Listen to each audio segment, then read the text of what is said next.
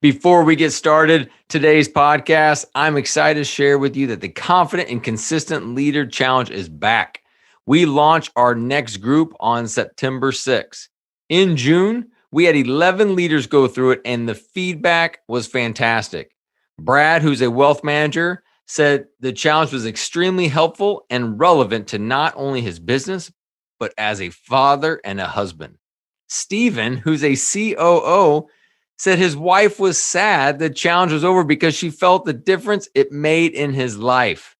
Yes, I know it is only 30 days, but with daily emails and videos sprinkled throughout the 30 days, it is high intentionality. We have accountability through the different live group coaching calls.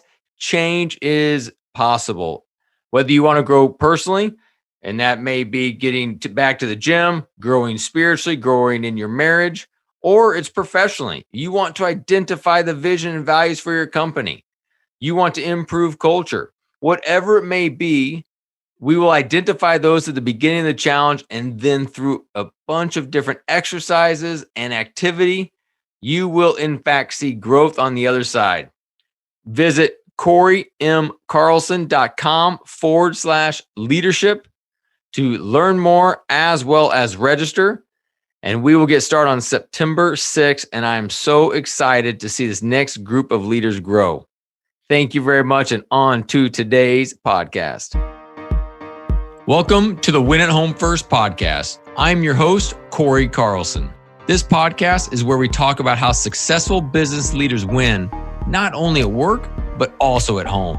On this podcast, we'll go behind the scenes with great leaders to hear stories of how they win. Thank you for listening, and on to today's episode. Hello, this is Corey Carlson. You're listening to the Win at Home First podcast.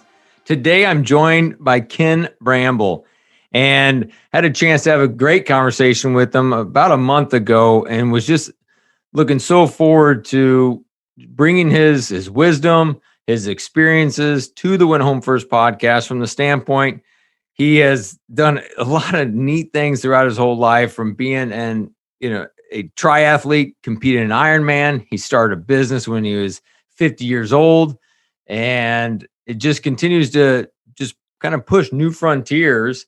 He's a father of 2 boys in college, married for 26 years, and just is continuing just to grow and learn. And I look forward to this conversation. So thank you very much, Ken, for being on the Win Home First podcast. Well, thank you. I'm looking forward to it as well. Ken, what is that key trait to win at work and win at home? I think you'll hear more about my story here, but I think that a key trait for me, and something that it's not necessarily I strive to, it's just kind of the way that I'm built, it's kind of 2 things: vulnerability and transparency. Those 2 seem to come a lot together. And, when my mother was young and we're in line at the store and we get out to the parking lot and we're like, "Who's that lady you were talking to in line?" And she's like, "I don't know. I just met her, while we were in line." And we called Mom crazy for that. She's crazy. Just talk to anybody.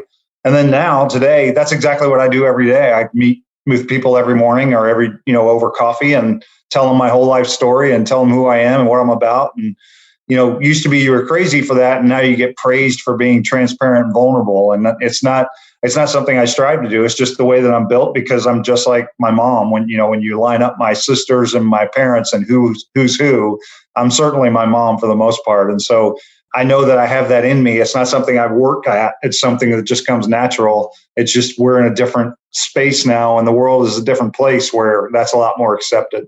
For the individual who's listening is like, all right, that sounds great. Everyone talks about vulnerability and it's a trendy word. Or how do you encourage people to be more vulnerable and transparent? Because a lot of times it's kind of keep the veneer. I got to look tough. I got to look like I got all my stuff figured out. How have you encouraged people to be vulnerable and transparent, or even in your own life, those moments that you had to push through? Yeah, I'll tell you what drove me that way. 10 years ago, took a big new job, bought a great new house, joined a nonprofit board, and started a church plant all at the same time.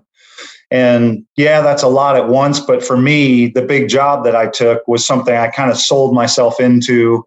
We're taught when you come out of school, fake it till you make it, and tell them you can do it and you'll figure it out later. the problem with that is it makes you wear a mask every day and you're trying to be somebody you're not. And the pressure of that just took me to my knees so much that I'm carrying a Target bag around in my overcoat in case I have to get sick on the way home from the office from the anxiety.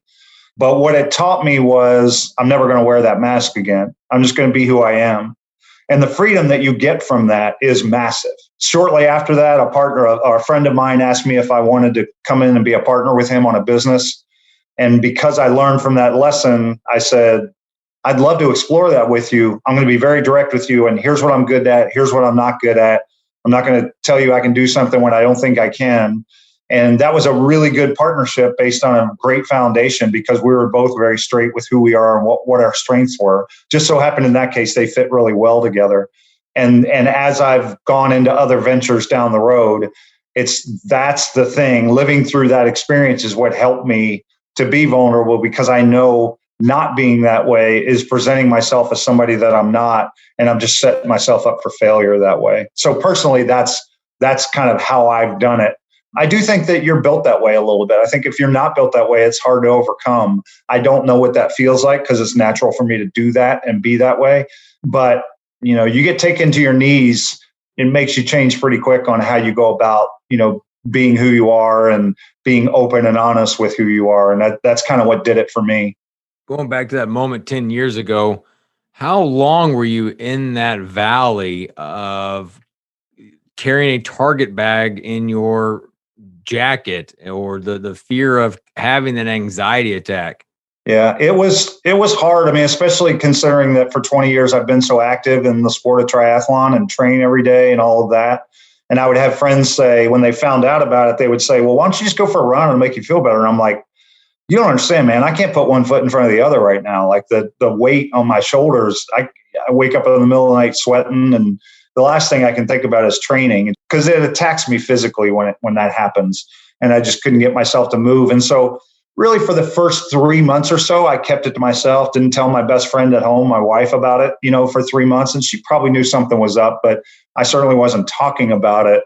And then I just got to a point where I was in a corner and I just couldn't take it anymore and shared with her.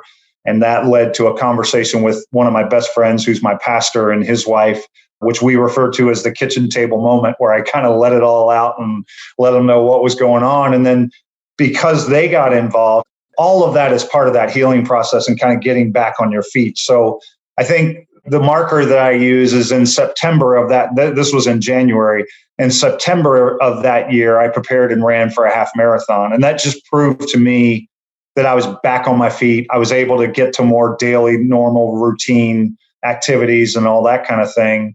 But that's about how long it took for me to get back to kind of being who I was and feeling normal and all that kind of thing, and understanding how to operate in this world where I was pretty uncomfortable, but I had to figure out a way to make it work if I was going to keep moving forward. So even those days that you were sick or anxious, what was going to happen, where were you at with your faith? So I'm glad you asked that question because that's exactly where I went. I mean, for the first 2 months, I wandered around kind of aimlessly, praying a little bit about it, but not really knowing what to do. And when we had that kitchen table moment, I remember looking at my pastor, who's a good friend of mine for a lot of years, and he had a kind of a little smirk on his face.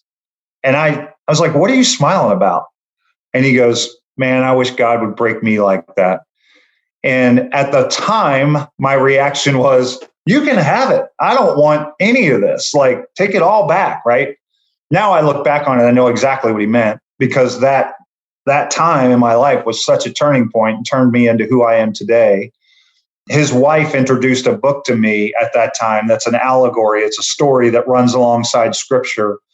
And the characters in that book spoke so much to me. And I literally, when you talk about repair, instead of getting up at 5 a.m. and running, I was getting up at 5 a.m. and running down the steps to get into this book and just spend time with God every morning.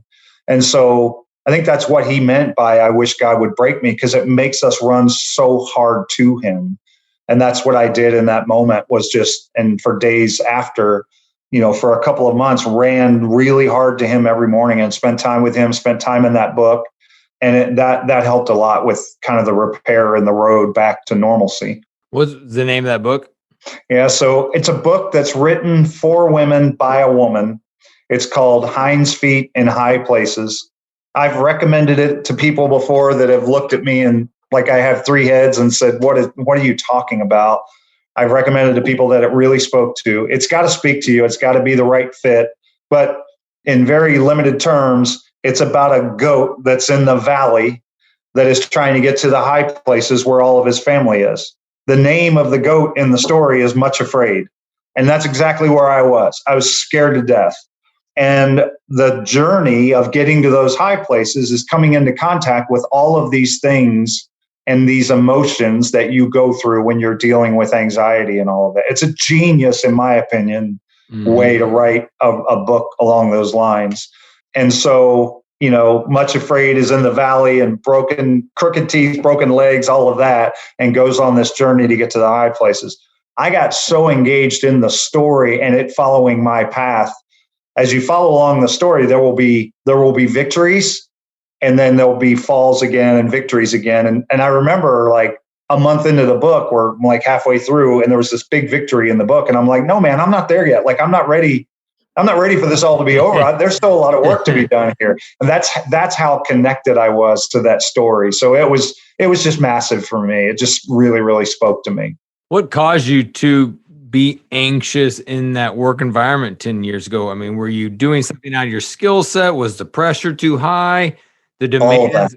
All of that. You hit it all. Yeah, I don't know how familiar you are with this. It was something that I experienced, but I didn't know there was a label for it. But this term, impostor syndrome, I don't know if you've ever heard of that before. Yeah, unfortunately, I've done it myself, but yes. Yeah, and so, the way I explain it to everybody is, I walk into a meeting room with 10 other people. I'm the dumbest guy in the room as soon as I walk in. I know that. Everybody in there is smarter than I am, right? And that's kind of that imposter syndrome. And so to your point, I took over an operation that had a younger team that needed some experience and needed some direction. And so not only was I not confident in my abilities, but I was fielding questions all day of things that I wasn't really exactly sure how to handle anyway. And it just really piled on. So that's what the cause of it was. Like I said, there were a lot of things going on at one time, but that imposter syndrome of taking that role and not feeling like I was qualified or ready for it is what drove most of it. Yeah, imposter syndrome. People think we're going to, see we're a fraud as far as our leadership abilities, whatever it could be. Definitely can relate to that, as I know about every listener can. Fast forward, that was very interesting how you mentioned starting a company when you're 50. And a lot of times people think I can't start anything too late in life and that my time's passed. But you said, no, I'm going to start it. Didn't you have imposter syndrome hit you then of, hey, you shouldn't be a business owner, or it's too late in life, or you're going to be not the smartest guy in the room? How did you battle imposter syndrome this time? Well, interestingly, so I'm in the field of employee benefits. That's where I've spent my whole career for 25 years. Helping you get 5 points off that renewal was the only conversation I was going to have a hard time getting engaged and being super excited about it. But I did see that there was a huge focus in the last 3 to 5 years before I started this on mental health awareness and recognizing that people were looking to their employers for help around those kinds of concerns, financial wellness, mental health wellness, those kinds of things. And because I'd had my own experience, I decided that the way that I was going to build my business was to just share my testimony. And so I always draw the comparison that when I was back in those days, if I go and I can see a specific lunch that I went to, a lunch meeting with 8 other professionals, and I walked in there going, I hope they don't ask me a question I don't know the answer to, because it's really going to show them that I don't have any idea what I'm doing. And I walk into every single meeting now 100% confident that I know exactly what I'm talking about, because it's my story and nobody knows more about it than I do. And so now there are technical aspects to my role that I still don't know everything there is to know about everything, but I have enough people around me that I'm comfortable that we're going to be able to handle that side of it. But a lot of my business is growth and finding new relationships and new clients. And all of those meetings start with us having a lot of the same conversation that we're having right here. When I started it, I felt confident that God had put me through that trial and that time for a reason. And I think a big part of that reason is to build this business today. And so I catch myself a lot of times saying, man, I wish I would have done this when I was 25. But every time I say that, I always stop and say, but I'm not who I am today. I wasn't that person at 25. And I wouldn't have been able to do what I'm doing today because I wouldn't have had the experiences and the growth and all that's happened over the last 25 years since then. It's a very good point. I too have said, man, I wish I would have started coaching earlier.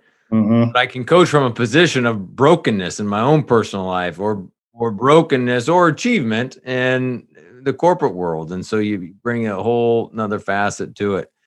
You mentioned sometimes they ask you questions and you don't have the answer, but you're okay with it now. And it probably had something to do with identity. And 10 years ago, if someone asked you a question, your identity is tied to how much you know. And now you understand your identity is not tied to your knowledge, Absolutely. but instead to your relationship with God.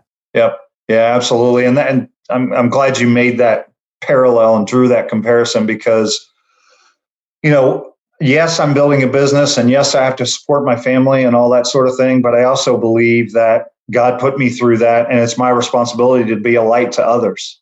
And so because I have such a high level of activity of being in front of people one-on-one, I get to share that story with everybody I sit down with. And that's an opportunity for me to share God's light and just share that he was there for me when I ran to him. One of the best pieces of advice I ever got at that kitchen table from my buddy, who's my pastor. My kids, my two boys were 10 and 7 at the time. And he said, share this with your boys, which, as a man is the last thing you want to do. You don't want them to see dad broken and dependent and all those things. And I shared with my boys that I was broken and that I was going to have to lay it at God's feet and trust in him to get me through it. And because I was given that advice at that moment, I've shared with them a lot of other things along the way that probably our dads wouldn't have shared with us, right? But it just gives them an opportunity to see your dependence on God and on your path. And it was just really, really good advice that helped me in the following 10 to 12 years.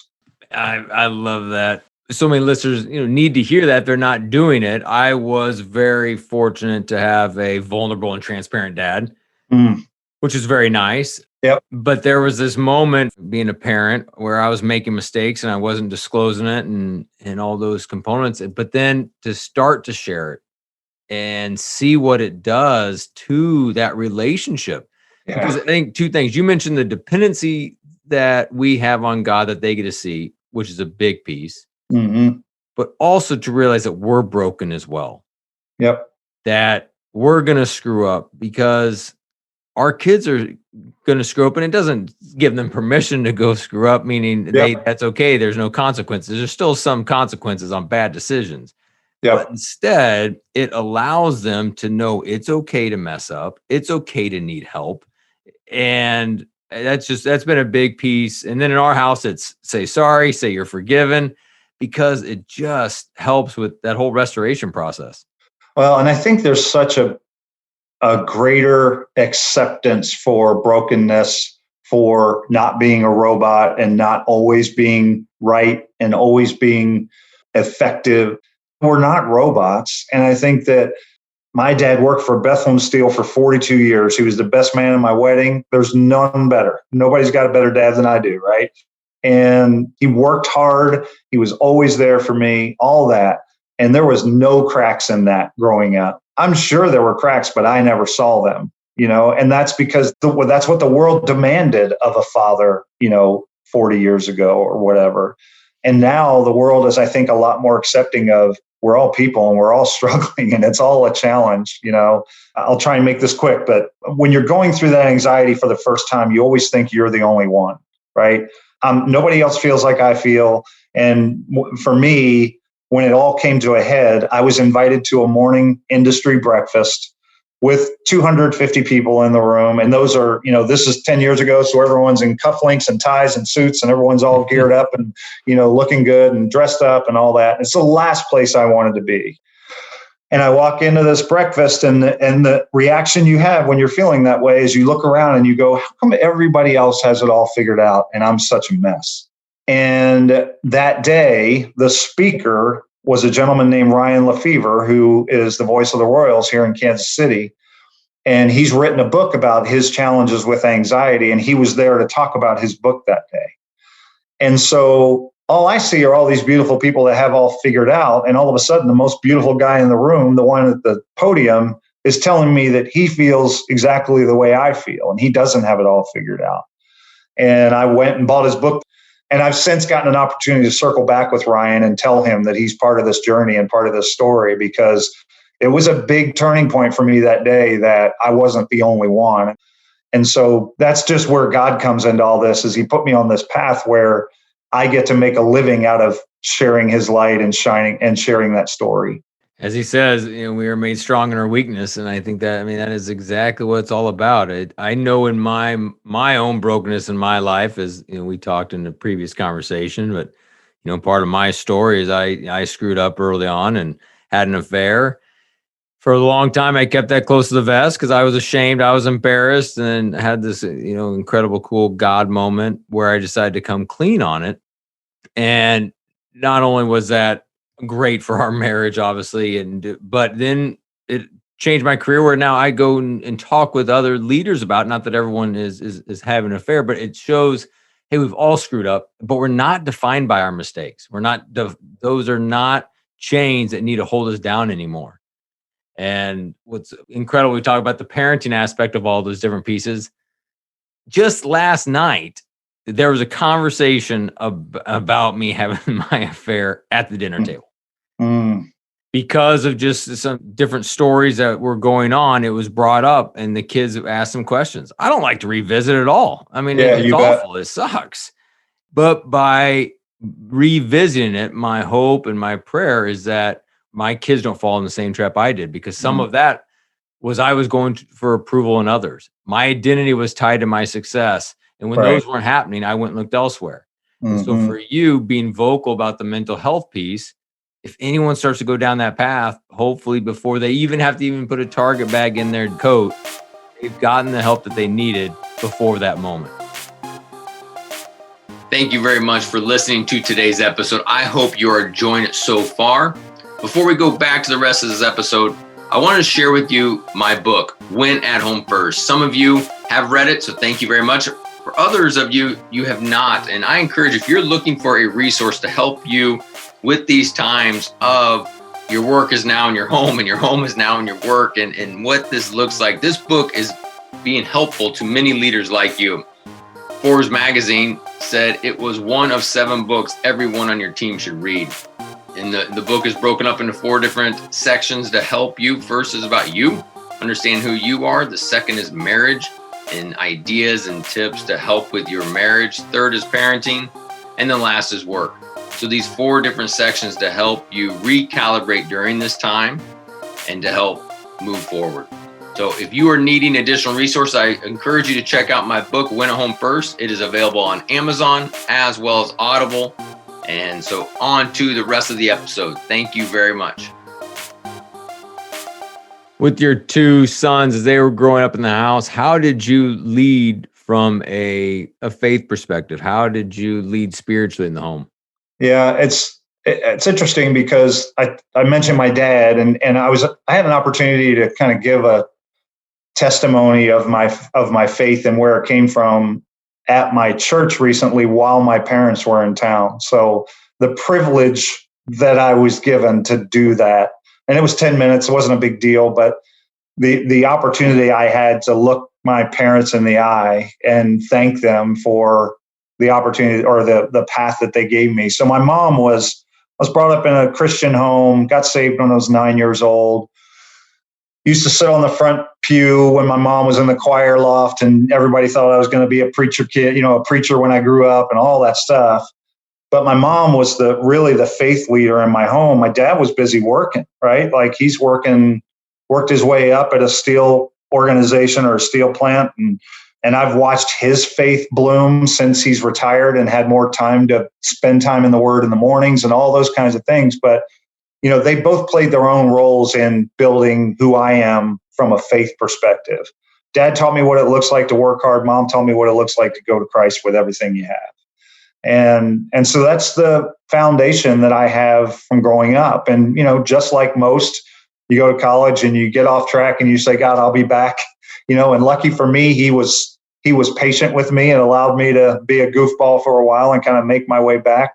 I remember these days, I'll get to it then, or I'll get to it when this mark gets reached or whatever, and lucky for me, he was patient with all that. But, from a faith perspective, you talk about people having luck of being born certain places in the world. Like, how lucky are we to be born in the United States with all the resources that we have available to us? And it's pure luck. But, I was kind of lucky enough to be born into a family where I got the right example of how to follow through on your faith and how to make that part of your life. And so it's just like when I do triathlon, it's just like when somebody taught me how to connect with people to try and find a job. Just give me the training plan and tell me what medicine to take every morning. That's just like, my faith journey. And so today, as you just go about your day, what does your daily routine look like to invest, in God, to get your mind right, to get in that right mental state, just so, you don't drift backwards? The gold standard is I get up every morning at 5, I spend time in the Word, start my day right, and I'm just going to be transparent and straight with you. I cannot get myself to do it. And the reason I can't get myself to do it is I'm actually not training for triathlon as much as I used to. That's kind of waning a little bit, but I'm still trying to I'm great at 100 miles an hour. I'm great at 0 miles an hour. I suck at 50 miles an hour. And I'm trying to figure out 50 miles an hour right now. And that means getting up and doing a little run or whatever, as opposed to a very focused, training regimen, is so hard for me because my wheels are already taken off for the day and trying to get this business going and all that stuff. And so it's a challenge for me to figure out where that time fits and where I spend time with him on a daily basis. It's something that I haven't figured out, that I'm still working on. I would love to say that, I get up at 5, I run till 6, I shower, I'm in the Word at 6:30. But I could do all that and then get in the Word at 6:30, and by 6:33, I'm thinking, I got stuff to do, man. I got to get moving. And so I just have a really hard time with that. And I've kind of released myself a little bit of I have to do it that way, because it doesn't quite work for me as well as it does for others. There's been times in my life where it worked, but it's just really, really hard for me to satisfy right now. So, I find time with him when I can, here and there, and what that is. Quite honestly, my highest priority right now is my son's off to college in 2 weeks. My wife just started the pursuit of a master's degree in Christian counseling. And so our lives are greatly changing right now, in that it's quiet around the house.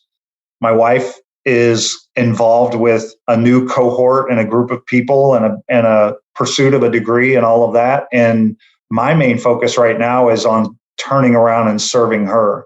She's been a servant to me and my boys for the last 28 years. And I'm really focused on, one, making sure that we don't go our own ways, that I go way down the path of building my business. She goes way down the path of pursuing her education, that I support her in that and that I stay close to her in that.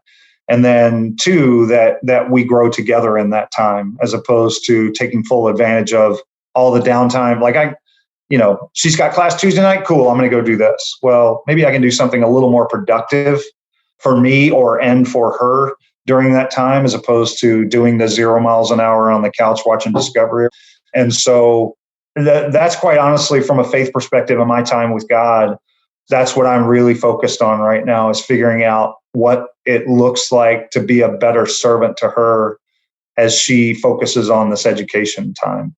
Spending that time serving our spouses, we're supposed to do it. But we're so busy building our careers, building our lives, and the kids, that we can forget. Well, here, I got a challenge for you. I did it this morning, and I don't like talking about journaling because it sounds like I'm super, committed to it, and I'm not. I try and do it when I can, but I did have some time this morning and journaled, and I was kind of writing prayers out loud about what we just talked about. And I wrote a list of all the things that she does, and wrote a list of all the things that I do. And I wrote in the notes, wow. And what I mean by that is, my list was grow a business, mow the grass, and do some stuff around the house. That was it. Mm-hmm. And then when you talk about who runs the finances, who buys all the groceries, I mean, when I compared the list, it was really an eye opener for me. That's my challenge, is sit down and do that once and just see where you fall. Well, challenge accepted, because I've kind of done a version of that before, but I'll do it again because it's so eye opening. Yep. Because Holly runs the house. I mean, she's the CEO of the house. Yep. Does everything, store, make sure kids got to be everywhere they can. And I think I'm a hero when I do one carpool. It's like, hey, it's just awful. Look at me. Yeah, look at me. I'm amazing. One thing a mentor told me, and I thought maybe go down this path, but I love what you talked about, because I do want to do kind of that, just because it brings such awareness. We are so much in our own world of what we think we do. I love this quote. I actually included it in my book because I had seen someone else do it, or they mentioned it. But we grade ourselves based off our intentions, but we grade other people off their actions. That's really good. So yeah, when I saw it, just like it's in the marriage section of the book. But this whole idea that if I think about doing something, then I'm an amazing husband. But I'm really watching Holly see exactly what she does, which is just absolutely awful and not fair. It's really good. But the thing I was going to mention on the journaling, because I love journaling. That's a big piece of kind of how I grow in my faith. Because if I don't journal, then I am distracted. I go right to my to-do list. I go to email. But if I journal and I use an old school Bible, because there's no technology, because once I go technology, I'm toast. Yeah, I know what you mean. And so I'm journaling. It keeps me moving. And then if I do have a work thought, I have a piece of paper off to the side of what it is. So I just write it down like, oh, I need to email so-and-so. And then I go back to journaling, because I used to say, don't think about it. But the whole time I'm thinking about, email Bill, and trying to read this. But the mentor said, whenever you get frustrated at your spouse, write down all the reasons that you love them. And as you do that, the whole anger just turns into oh man, they probably just screwed up. I should have some more grace. And so if you went through my journal, there are a few days where it's like, oh, he must have been mad at her because he's got the list of the good stuff. Look at all the praise. Yeah. Corey must have done something wrong to get in trouble, and he's mad. I coach individuals who are in that phase that you're in, that empty nester phase or approaching it. And it is crazy the amount of unfortunate divorces that happen, or they don't get divorced and they just be roommates. And I'm so glad you mentioned that, because there's probably some listeners just thinking about, well, what do I do now? Here I am. And so the idea of you turning and serving is going to be super helpful for some individuals. All of a sudden I'm feeling the difference, just the kind of gaps in time that are available now that didn't used to be available. And I've just all of a sudden become acutely aware of how different things are going to be. I have a client that I share a cigar with here and there, and we have a lounge near our house that we meet at. And we were there one night, and CNN showed Bezos and Gates, the fact that they were both getting divorces. And there was a term on the screen called gray divorce. And it was something I'd never heard of. But, like I said, it's been around for ages, but now they've attached a name to it and they're focusing on it because a couple of, uber rich, famous guys are dealing with it.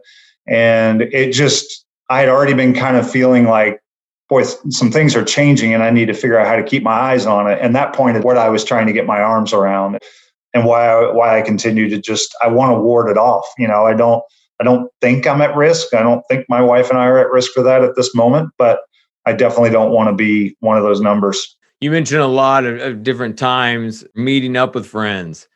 A lot of business leaders I talk to don't do that. Don't make the time. And it sounds like you have done a nice job of figuring out community and needing the community. And I'm sure if you did a rewind to 10 years ago, you may have found yourself not in community. There may have been some isolation taking place. For sure. Absolutely. Yeah. And that's, the downside to feeling that way is the last thing you want to do is interact with other people. For me, my reaction is to pull back and just not engage with anyone. It's when I'm feeling good that I that I want to do that. But once that network is built, once you get some feeling good and you begin to build that, then people are looking out for you. And you're either regularly scheduled to be in front of them, or you're not around them, and they start to wonder where you are and they start to reach out. And so I think taking advantage of when times are good to build that is very much beneficial. Mm-hmm. You shared some different moments where, God was definitely had, involvement. Was there another moment that idea of handing your story over for God's story that comes to mind as I just say that phrase? Yeah. I mean, I had never heard that phrase, and certainly never used those words together. But when I hear that phrase, it's what I try and do every single day when I meet with people. I mean, I'm meeting with people to try and build a business. And I think my highest priority is to share my story and get to know them one-on-one. So I spend a lot of my time meeting people one-on-one and sharing that story. And it's proven out over the last 2 years that the business will come. If I honor him in each one of those conversations and make my priority sharing the story that he, I believe, put me through to share, then the business will come along. I started with 0 clients in 2019, and I've got a good book of business now. We're on our way, and I've got another few years of grinding and building to get it to where I want it to get. But that's, I don't go into those meetings saying this person needs to be a client. I go into those meetings saying I've got a story to share, and I need to find out the right time to share that story. And also, I had a coffee with someone this morning, and they jumped right in and started asking me questions and had me talking. And I said, I don't like being the first one talking. It's not the way I do this. I'm normally the one that dives into the questions and gets you talking first. And that's happened a few times. And normally it's a really good sales guy that does that to me. But, I want to know who they are, what they're about, get to know them, and then establish a level of comfort that I can share that story with them. And then we'll see where it goes from there. The business will come, all that stuff will come along with it. I had a mentor say all the time, you don't know anybody unless you know their story. Mm-hmm. It's really good. Because you don't know the reason that they may be strong opinion about a certain issue. Yep. The reason they may be kind of short-tempered or extra passionate about something. You just don't know until you know their story. We don't have to like everyone. And a lot of times we'll run into somebody that we just don't like and walk away and say, I just didn't like that person. But maybe you didn't know their story or why they're like that. And maybe you would like them or be able to get closer to them if you knew why they were the way that, whatever that was that turned you off, like stick in there, stay with it, and try and figure out why that thing that you don't like is happening. Absolutely. As opposed to just saying, well, that sucked and I'm out, My daughter's 17 now. We'd have conversations when she'd see an aggressive driver and get fired up about them being an aggressive driver. I'm like, hold up. You have no idea what's going on in their day. I mean, you give all these scenarios that play out that it's like, just have some grace. I mean, they may be rushing the hospital because the spouse is having a kid. They may be, it's like, and it can be eye-opening when you just think that people probably have a little different life going on than what you perceive. Yep, absolutely. And Ken, I've enjoyed our conversations. What's the best way for individuals to get a hold of you, to learn more from you, or from, to do business with you? Yeah, well, I'm on LinkedIn. I'm pretty active out there. And then my email address is ken.bramble@hubinternational.com. So you can always reach me there. But yeah, I'd love to engage with anyone that any of this spoke to them, or they want to explore or have a conversation more. I'd love to. So thank you for giving me the opportunity to share. Oh, well, thank you very much for saying yes. I've enjoyed it. So thank you very much. All right. Thanks. I want to thank you for listening to my podcast, Win at Home First. I am so grateful to hear from listeners like you that this content has been helpful. So now I would love for you to pay it forward. I want to get this message in the hands of more listeners. We need leaders to be winning both at home and at work, especially during this time. So please take a minute to share this episode with somebody you think would find value in it, as well as rate and subscribe. As a thank you, Please visit my website at CoreyMCarlson.com to download a free resource that people are finding value in. Thank you very much. This is thepodcastfactory.com.